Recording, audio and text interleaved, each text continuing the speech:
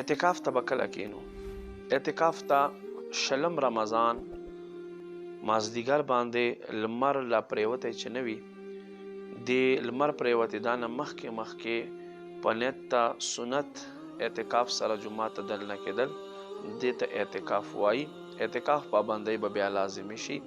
نو اعتکاف چې کوئ شلم رمضان په مازدیګر وخت کې چې لمر لا پریوتی نه وي، که دې نه مخکې څوک ورځي وردی شي، خو لمر پریوتېدا نه مخکې دننه شي، نو دا به سنت اعتکاف وي. او که لمر پریوتلو هغې نه بعده بیا د ده سنت اعتکاف نیت نه کېږي، بلکې هغه به نفل وي. او نفل اعتکاف څومره کولی شي؟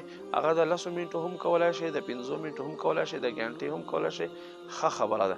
ولې چې اعتکاف نیت په دې باندې ضروري دی چې جومات کې خوراک څښاک او دا شیزونه منع دي. که یو سړی د اعتکاف نیت وکړي نو ضرورتا دا شیزونه ورته روا او جایز وګرځېږي. ویډیو د سره شیر کړئ، ما مسلمانانو وروڼو او خویندو ته پیغام ور رسوئ. جزاک الله خیره.